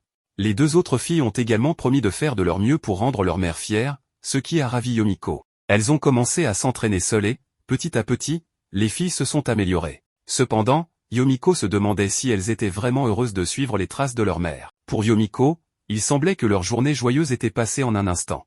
Après des années d'entraînement, les filles ont dû se dire adieu en larmes. Yomiko leur rappela qu'elles étaient encore des débutantes et qu'elles pouvaient toujours l'appeler si elles avaient besoin d'aide. Cela réconforta les filles, qui réalisèrent combien elles ressemblaient à leur mère. Dans le présent, Mahiru était amusé d'apprendre que Yomiko avait formé les filles. De son côté, Uryu finissait d'entendre l'histoire des filles, expliquant combien elles se sentaient seules lorsqu'elles ont compris qu'elles ne pouvaient plus voir Yomiko aussi souvent. Elles se rendirent compte du temps qu'elles voudraient passer avec Yomiko, bien que cette dernière soit très occupée. Mahiru demanda à Yomiko quel était exactement le problème avec les filles. Yomiko expliqua que Chidori l'avait confrontée au choix d'une successeur pour le sanctuaire. Cependant, elle ne pense pas que l'une d'elles devrait ressentir la pression de devoir le faire et qu'elle devrait plutôt suivre leur rêve. Elle se demanda si c'était déplacé de penser ainsi, étant donné qu'elle n'était même pas de leur famille. À ce moment-là, Mahiru et Uryu conseillèrent à Yomiko et aux filles qu'elles pouvaient devenir une famille, même si elles n'étaient pas liées par le sang.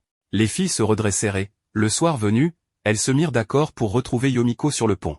Uryu les suivit, réalisant que tout se passait exactement comme dans son rêve. Il avait l'intention de rentrer chez lui après avoir salué Yomiko. Yomiko retrouva les filles et leur dit que la lune semblait offrir des bénédictions cette nuit-là. Elle leur demanda alors quel était leur rêve pour l'avenir. Uryu se rendit compte que Yomiko était toujours aussi légère d'esprit, mais les filles, désormais déterminées, insistèrent pour dire qu'elles voulaient réussir à faire prospérer le sanctuaire. Lorsque les filles réalisent qu'elles ont toutes la même pensée, elles commencent à se disputer entre elles. Asahi leur assure que passer du temps avec ses sœurs est plus important que de partir, et qu'elle est la plus qualifiée pour être responsable de la publicité du sanctuaire. À cela, Yae insiste sur le fait qu'elle doit s'occuper des talismans et des cadeaux du sanctuaire, ce qui signifie qu'elle sera meilleure pour cela. Cependant, Yuna refuse de leur laisser le faire, car c'est ce qu'elle souhaite faire aussi. Uryu regarde, surpris, réalisant que les 3 filles partagent vraiment une seule cellule cérébrale. Yomiko leur demande alors si c'est leur réponse définitive, et les filles, confiantes, se souviennent de l'image de leur mère. Elles insistent sur le fait qu'elles veulent préserver leur maison.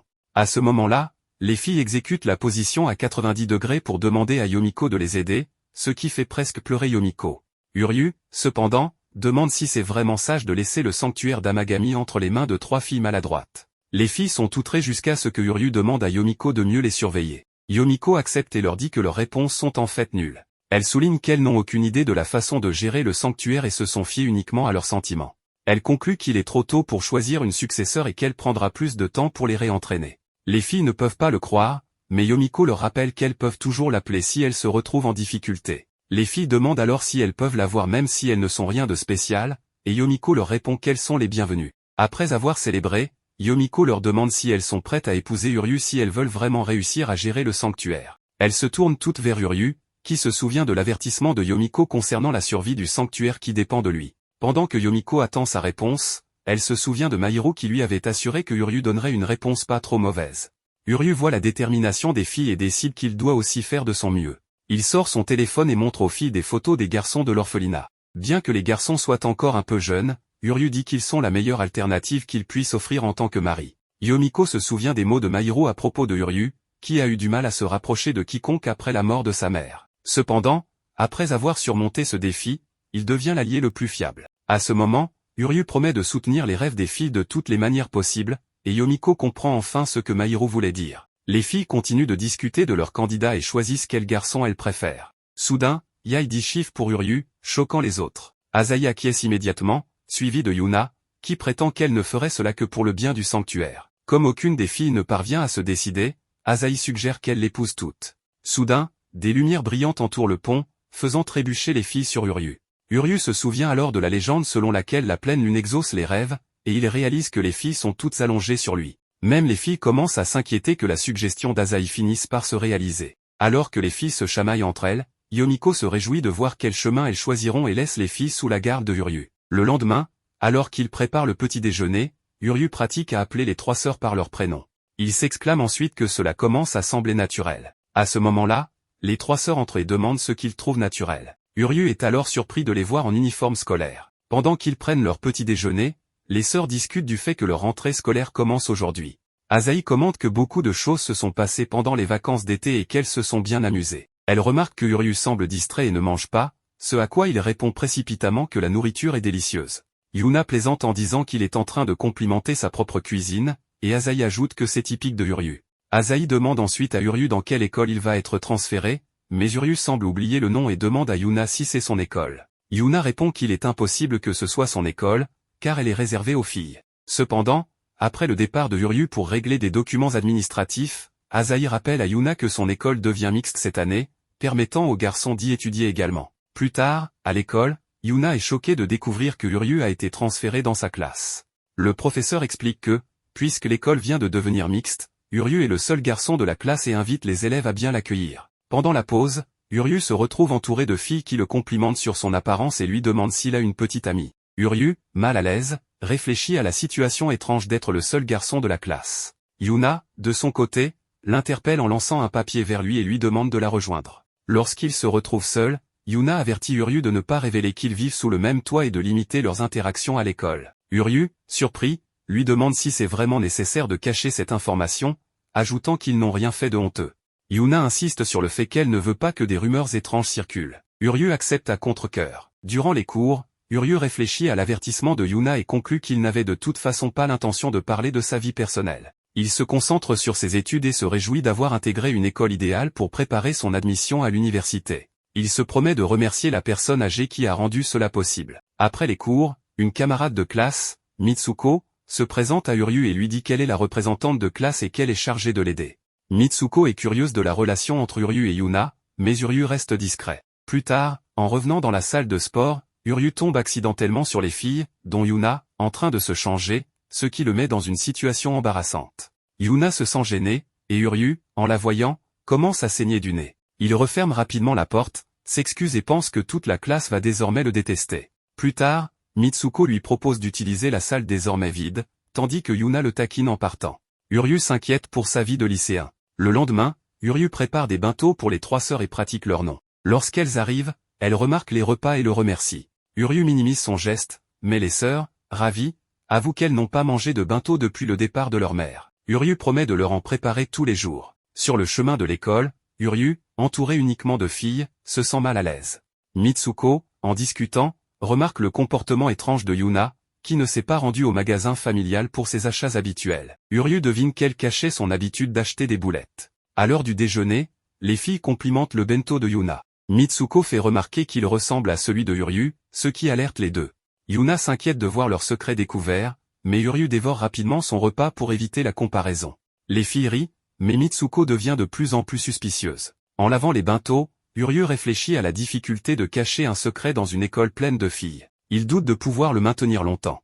Alors qu'il s'apprêtait à partir, Uryu est surpris par l'arrivée soudaine de Yuna. Il s'excuse pour sa négligence et propose d'arrêter de préparer ses déjeuners, mais Yuna le remercie et lui demande de continuer. Elle suggère même quelques améliorations pour rendre les repas meilleurs, ce qu'Uryu accepte. Peu après, Asahi arrive et demande aussi des modifications pour son banc, notamment retirer les poivrons et ajouter du riz. Le lendemain, en rentrant, Uryu réfléchit à l'idée d'appeler les trois sœurs par leur prénom. En les voyant rentrer de l'école ensemble, il est surpris par leur complicité malgré leurs établissements différents, mais il décide de ne pas les approcher. Shirai le surprend alors en lui adressant la parole. Elle remarque son uniforme, plaisante sur son apparence et lui demande comment il s'adapte à sa nouvelle vie. Uryu répond qu'il s'y fait doucement et lui demande comment elle va depuis son départ. Shirai explique que tout se passe bien avec ses parents adoptifs. Elle remarque leurs changements respectifs au fil des ans, puis plaisante sur la vie d'Uryu avec trois filles, qu'elle imagine amusantes. Uryu corrige en disant qu'elles sont surtout agaçantes.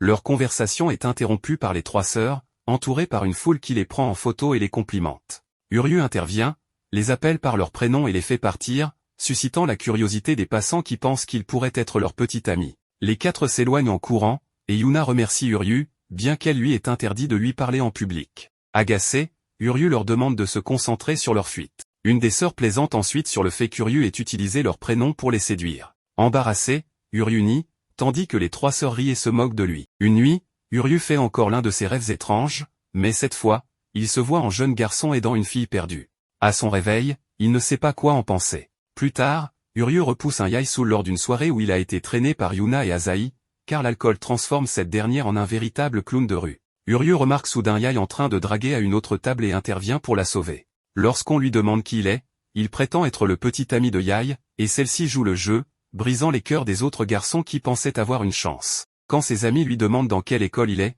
Yae ment et dit qu'il étudie à la faculté de médecine de Kyoto, impressionnant instantanément les filles. Cependant, Takeda, une autre étudiante de cette faculté, les rejoint plus tard et leur reproche leur réponse stupide. Elle tend à Yae une bouteille d'eau pour l'aider à se dégriser, et Yae la présente comme sa meilleure amie, qui connaît déjà la vérité sur Uryu. Soulagé, Uryu tente de lui serrer la main, mais Takeda la repousse sèchement, lui reprochant d'avoir agi comme le petit ami de Yae alors que ce n'était pas son rôle. Tandis que Uryu se remet de ce reproche, Yae semble insouciante. Plus tard, dans le train, Uryu s'excuse d'avoir prétendu être son petit ami, mais Yae lui assure que ce n'est pas grave. Quand Uryu lui demande si elle n'a jamais eu de relation sérieuse malgré sa popularité, elle répond qu'elle a eu de nombreux petits amis, mais qu'aucun ne tenait ses promesses de mariage. Touché, Uryu lui propose d'être son faux petit ami quand elle en aurait besoin. Yae le remercie, mais ajoute qu'il ne pourra pas la rendre heureuse en l'état actuel des choses, car avec la taille de ses portions de nourriture qu'il lui sert, elle a toujours faim après le repas. De retour chez lui,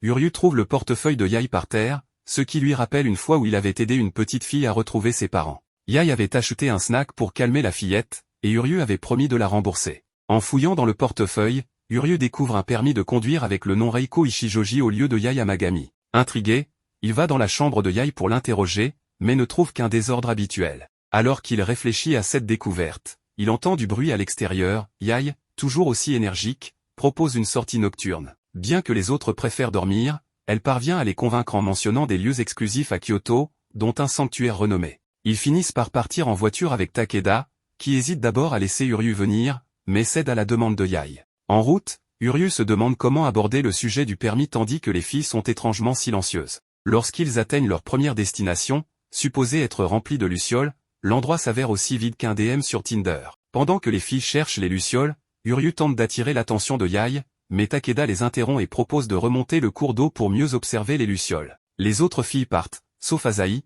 qui reste avec Uryu en prétendant qu'elle n'est pas une enfant fascinée par les lucioles. Pendant qu'ils attendent, Asahi demande à Uryu s'il préfère les pêches rondes ou les melons généreux. Embarrassé, Uryu répond qu'il n'a pas de préférence tant qu'il peut en savourer le jus frais. Asahi change alors de sujet et lui demande s'il préfère les cheveux longs ou courts, mais se ravise soudainement, regrettant d'avoir posé la question. Elle se demande pourquoi elle s'inquiète de ses préférences au lieu de simplement lui demander s'il est attiré par Yae. Tout à coup, Asahi croit apercevoir des lucioles, mais ce n'est qu'un reflet de la lune. Cela lui rappelle ses efforts pour paraître adulte à côté de Yae, qui semblait naturellement charmante. Pour Asahi, Yae était une luciole captivant tout le monde par son éclat. Finalement, elle suggère qu'il rejoigne les autres pour admirer de vraies lucioles, mais Uryu lui confie qu'il préfère la vue tranquille qu'ils ont en ce moment. C'est alors que Yaï appelle Uryu pour voir les lucioles. Asahi feint de s'endormir sur son épaule pour l'empêcher de bouger. Quand les filles reviennent, Asahi se demande pourquoi elle agit de cette façon et blâme son manque de sommeil. Plus tard, le groupe s'arrête dans une supérette où Takeda propose d'offrir ce que les filles souhaitent. Uryu complimente sa gentillesse, mais Takeda précise qu'il n'est pas inclus dans l'offre. À l'intérieur, Uryu envoie un message à Yaï pour demander un moment en tête-à-tête, mais il remarque que Takeda éteint le téléphone de Yaï, réalisant qu'elle sabote volontairement ses efforts. Pendant ce temps, Yuna refuse l'offre de Takeda, mais Uryu la surprend à fixer des glaces. Pensant qu'elle essaie d'être prévenante envers les autres, il l'avertit que cela pourrait avoir l'effet inverse. Yuna active alors son mode boudeur et s'éloigne pour réfléchir. Elle finit par aller au rayon des produits allégés, se souvenant des conseils de sa mère pour rester responsable, mais elle n'arrive pas à se décider. À l'extérieur, elle trouve Uryu avec un sac rempli de glace. Il prétend avoir exagéré et lui demande de l'aider à tout finir. Ravie, Yuna s'empresse de s'empiffrer d'une semaine de calories. Quand Uryu la fixe en mangeant, elle le gronde pour l'avoir taquiné. Plus tard, Takeda admet à Uryu qu'il n'est pas si mal après tout et lui propose de l'inviter la prochaine fois. Avant qu'elle ne parte, Uryu lui demande si elle connaît une certaine Reiko Ishijoji. Lorsqu'il retourne au sanctuaire, Uryu découvre une réponse de Yaï, lui suggérant de parler sur place. Cependant, Takeda lui avait dit que Reiko Ishijoji n'existait plus dans leur monde. Lorsqu'elles arrivent au sanctuaire, les filles sont ravies d'avoir tout l'endroit pour elles seules. Mais alors qu'elles s'apprêtent à entrer, Mako rappelle à Uryu son avertissement donné au magasin de proximité. Uryu demande ce qu'elle voulait dire en affirmant que Reiko n'existait pas. Mako lui demande pourquoi cela l'intéresse. Uryu répond qu'il est juste curieux, mais Mako le met en garde, s'il s'en mêle, son rêve pourrait ne jamais se réaliser. Uryu demande s'il est menacé, mais Mako précise qu'il ne s'agit que d'un avertissement et que s'il est seulement curieux, il ne devrait pas fouiller davantage. Le groupe monte vers le sanctuaire, et Uryu remarque à quel point l'endroit est effrayant dans l'obscurité. Asahi est d'accord, et Yaï propose d'ajouter une épreuve de courage à leur sortie. Uryu le réprimande pour cette suggestion irrespectueuse dans un sanctuaire, et Yaï affirme qu'il plaisantait. Comme il y a deux chemins menant au sommet, Yaï suggère de se séparer et de se retrouver en haut pour prier. Uryu se porte immédiatement volontaire pour accompagner Yaï, choquant Yuna et Asahi. Yaï se réjouit à l'idée d'avoir enfin un moment seul avec Uryu, qui décide d'ignorer l'avertissement de Mako. À ce moment-là, Mako annonce qu'elle reste dans la voiture pour faire une sieste, sous prétexte de rester proche si quelque chose arrive aux filles. Cependant, Uryu pense qu'elle prévoit de saboter ses plans depuis l'ombre. Yaï attrape alors le bras de Uryu et propose de partir, mais Asahi s'accroche soudainement à lui, insistant pour venir aussi. Yuna n'en croit pas ses oreilles lorsque Mako propose soudainement de se joindre à leur groupe, ce que Uryu interprète comme une tentative de sabotage. Quand Uryu demande à Asahi ce qui lui prend, elle prétend que son horoscope lui a conseillé de s'associer à un idiot blond. Yaï s'y oppose fermement, affirmant que Uryu l'a déjà choisi. De son côté, Yuna imagine l'horreur de Uryu en duo avec les filles sans elle et se porte immédiatement volontaire pour empêcher cela. Finalement, les filles décident de régler la situation avec une partie de pierre-papier-ciseaux. Asahi et Yaï se retrouvent ensemble et regrettent leur dispute embarrassante, tandis que Yuna obtient Uryu pour elle seule. Pendant qu'elle monte au sommet, Yaï demande à Asahi si elle est si désespérée de découvrir ce qui se passe entre elle et Uryu. Asahi essaie de nier, mais Yaï la confronte sur son regard noir récent. Asahi reste silencieuse, et Yaï suggère qu'elle aurait peut-être commencé à aimer Uryu. Cela perturbe Asahi, qui recule jusqu'à trébucher sur une barrière. Pendant ce temps, Uryu et Yuna continuent de se chamailler. Yuna le qualifie de parasite, bien qu'il cuisine des plats délicieux, et insiste sur le fait qu'il a l'esprit dans les nuages. Uryu lui assure qu'elle se trompe, mais un bruit étrange interrompt leur échange, révélant un chat. Uryu est soulagé, mais remarque que Yuna s'accroche à sa chemise, effrayée. Bien qu'elle promette de lâcher bientôt, elle reste accrochée pour le reste du chemin. Uryu lui demande pourquoi elle est venue au sanctuaire si elle a si peur. Yuna explique qu'elle a toujours voulu visiter le sanctuaire d'Inari, réputé pour être le plus proche de Dieu la nuit. Elle ajoute qu'en Shinto, une personne décédée devient un dieu, ce qui amène Uryu à supposer qu'elle espère voir sa mère. Elle s'attend à ce qu'un non-croyant comme Uryu se moque d'elle, mais Uryu révèle qu'il a vécu des événements surnaturels depuis qu'il s'est installé au sanctuaire et commence à croire que Dieu pourrait vraiment l'observer. Au moment où le téléphone de Uryu sonne, il effraie Yuna. Lorsqu'Uryu décroche, Asahi leur annonce que Yaï est tombé de la barrière. Uryu et Yuna se précipitent rapidement et retrouvent Mako avec Asahi, qui n'a qu'un léger bleu. Lorsqu'il demande où est Yaï, Asahi explique que Yaï tentait de la sauver lorsqu'elle a chuté à sa place. En larmes, elle se blâme, et Yuna la serre dans ses bras pour la réconforter, tandis que Mako s'approche de la barrière. Quand Uryu demande ce qu'elle fait, Mako insiste sur le fait qu'elle doit retrouver Yaï. Uryu remarque son air nerveux, alors il l'arrête et lui dit qu'il ne peut pas lui faire confiance dans cet état. Il insiste pour y aller à sa place et demande à Yuna de surveiller Mako. Il les rassure avant de descendre dans la forêt. Une fois en bas, il se blâme pour la dispute ayant conduit Yaï à tomber. Il appelle Yaï, mais la seule réponse qu'il reçoit provient d'un étrange masque flottant. Uryu s'interroge sur ce qui se passe, court vers le masque et se retrouve soudainement entouré de pétales de fleurs. Lorsqu'il ouvre les yeux, il se demande où il est et pourquoi il est dans le corps d'un collégien. Alors qu'il continue de se poser des questions, des souvenirs de son enfance lui reviennent. Sur le chemin de ce qu'il pense être son orphelinat, il aperçoit une fille aux cheveux noirs levant la main et claquant des doigts. Il s'approche et elle lui dit qu'elle ne sait pas où elle est. Uryu lui demande son nom, et elle répond qu'elle s'appelle Reiko. Uryu lui propose d'aller au poste de police, mais lorsque le ventre de Reiko gargouille, il décide de lui acheter à manger. Il lui donne l'argent pour payer, mais Reiko semble confuse en le regardant, ce qui pousse Uryu à se demander si elle n'a jamais utilisé d'argent auparavant. Plus tard, ils mangent ensemble, et Reiko attend que Uryu la nourrisse. Il lui reproche de se rendre inutile en comptant toujours sur les autres, ce qui la pousse à prendre une bouchée. Elle déclare que c'est la chose la plus délicieuse qu'elle ait jamais mangée. Uryu est perplexe, mais Reiko explique qu'elle ne se souvient jamais de ce qu'elle mange, car quelqu'un d'autre prépare et lui donne toujours à manger. Uryu en conclut qu'elle doit être une enfant de famille riche et lui dit que les choses qu'elle choisira elle-même auront meilleur goût. Reiko demande alors à Uryu de continuer à lui apprendre ce qu'elle ignore. Il se dirige vers une aire de jeu, où Uryu est surpris de constater qu'elle ressemble à un robot non programmé, ignorant comment faire quoi que ce soit. Il remarque à quel point elle ressemble à Yae, mais s'interroge sur l'identité de Yae. Lorsque la nuit tombe, Uryu suggère d'aller au poste de police, pensant que ses parents doivent être inquiets. Cependant, Reiko affirme que ce n'est pas nécessaire, car son escorte est arrivée. À ce moment, plusieurs hommes en costume noir apparaissent et s'adressent à elle en l'appelant Lady Reiko. Uryu pense qu'elle sera en sécurité maintenant et s'apprête à partir, mais il entend Reiko dire aux hommes de la lâcher. Les agents expliquent que sa mère leur a demandé de la ramener de force et qu'elle devra suivre des leçons supplémentaires pour rattraper celles qu'elle a manquées. Il précise qu'elle doit suivre le chemin tracé par sa mère à partir de maintenant. Alors que Reiko cède, Uryu se souvient de ses conversations avec Yae, où il avait compris que son anxiété l'empêchait de prendre des décisions.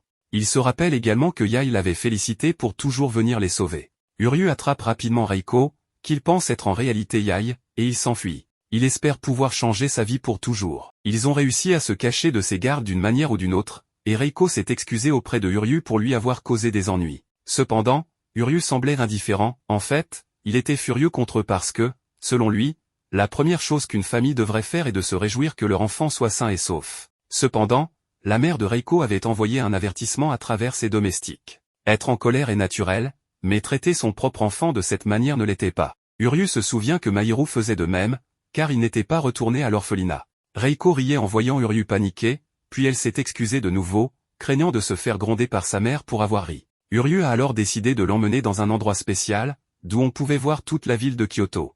Là-bas, Reiko pouvait crier autant qu'elle le voulait sans que personne ne l'entende. Reiko a crié de toutes ses forces, insultant sa mère qu'elle qualifiait de vieille folle sévère parce qu'elle décidait de tout pour elle, tandis qu'elle voulait tout faire par elle-même et, un jour, être libre. Tous ses sentiments refoulés ont éclaté, et Uryu a réalisé que Reiko avait obtenu la liberté qu'elle avait toujours désirée, mais qu'après l'avoir obtenue, elle était perdue et ne savait pas quoi faire. Alors qu'il était temps de repartir, Reiko ne voulait pas que Uryu la laisse. Uryu lui a dit qu'elle allait être libre désormais et qu'il la trouverait toujours quand elle aurait besoin d'aide. Ce moment a changé Reiko, et Uryu a de nouveau tenu sa promesse en la retrouvant. Il était content qu'elle soit saine et sauve. Mais, dans la précipitation, ses vêtements étaient mal ajustés. En essayant de les arranger, Reiko s'est réveillée. Uryu a rapidement expliqué la situation pour éviter tout malentendu et a informé les autres qu'elle allait bien et qu'il la ramenait. Tout le monde s'inquiétait pour elle, mais Reiko s'est rappelé que Uryu avait quelque chose à lui dire. C'était le moment parfait. Uryu lui a donc avoué qu'il avait trouvé son portefeuille par terre et qu'il avait vu son nom dans la licence, Reiko. Tout au long de cette histoire, Uryu était calme, et ils ont tous les deux réalisé qu'ils s'étaient rencontrés quand ils étaient enfants. Uryu se souvenait qu'avant leur rencontre, il avait honte d'avoir mouillé son futon même en étant grand, et il s'était fait gronder par Mahiru. Bien que cela fasse partie de son passé sombre, il l'a mentionné pour égaliser les confidences avec Reiko. Uryu était surpris de découvrir que Reiko avait traversé de nombreuses épreuves pour changer, et il était heureux de voir qu'elle allait bien. Après avoir rencontré Uryu, Reiko s'est opposée à sa mère, qui l'a expulsée de la maison. Sans endroit où aller, elle a été adoptée par la mère de Asahi et Yuna, qui lui ont donné un nouveau nom et une nouvelle vie, lui permettant de trouver son bonheur loin de cette vie étouffante. Reiko était reconnaissante envers Uryu, qu'elle considérait comme celui qui avait transformé sa vie. De retour auprès de ses sœurs, Takeda a discuté avec Uryu, qui lui a dit qu'il n'avait pas cherché à en savoir plus sur Reiko, car cette personne avait été rebaptisée en une nouvelle identité, Yae. Cependant, Takeda n'aimait toujours pas que Uryu prétende être le petit ami de Yae. Pourtant, Uryu a changé le destin de la jeune fille. Leur escapade nocturne prit fin, et Takeda rentra chez lui après avoir déposé le groupe au sanctuaire. Il était temps de dormir, mais Yae fut la première à regagner sa chambre avant les autres. Son cœur battait la chamade, et elle poussa des cris comme une demoiselle typique. Elle réalisa finalement qu'elle était amoureuse de Uryu. Les saisons passèrent, et Uryu s'efforçait de se concentrer sur ses études malgré la chaleur accablante. Yae suggéra d'acheter un ventilateur, ce que Uryu accepta. Peu de temps après, il se rendit compte qu'elle s'incrustait dans sa chambre. Yae lui demanda de ne pas faire attention à elle, car elle resterait invisible, mais Uryu trouvait cela difficile à croire. Yae, pensant qu'il avait des pensées coquines en raison de sa présence, tenta de taquiner le jeune homme, mais Uryu était difficile à cerner. Yae demanda alors à Uryu de poser pour elle en tant que modèle de croquis. Il accepta, à condition qu'elle ne le dérange pas. Yae, ravi, commença son dessin, mais Uryu remarqua qu'elle était devenue très collante depuis l'incident au sanctuaire. Cela pointait clairement vers le fait qu'elle l'aimait. Cependant, lorsqu'il avait tenté de connaître ses sentiments par le passé, elle avait nié. Uryu tenta alors de se reconcentrer sur ses études tandis que Yae esquissait son visage, entouré d'un cœur. Deux autres sœurs entrèrent soudainement dans la pièce en cherchant Yae, affirmant qu'une demoiselle ne devait pas rester seule dans la chambre d'un homme. Yae leur demanda de se taire, prétextant qu'elle faisait simplement ses devoirs pendant que Uryu étudiait. Mais Asahi décida de rester aussi, et finalement, les trois filles finirent par s'installer là. Yuna remarqua un changement chez Uryu et Yae depuis leur visite au sanctuaire. Plus tard, elles tombèrent sur le croquis de Uryu dessiné par Yae, accompagné d'un cœur, confirmant que Yae était amoureuse de lui. Elles lui demandèrent si elle sortait avec Uryu. Yae tenta d'éluder la question, mais finit par avouer que Uryu était trop occupé par ses études pour qu'elle lui en parle. Pour l'instant, elle comptait clarifier ses sentiments et rassura les deux sœurs en déclarant qu'elle n'avait rien à craindre, car elle épouserait Uryu et prendrait en charge le sanctuaire. Yuna et Asahi furent sous le choc. Uryu, alerté par le bruit, remarqua leur agitation.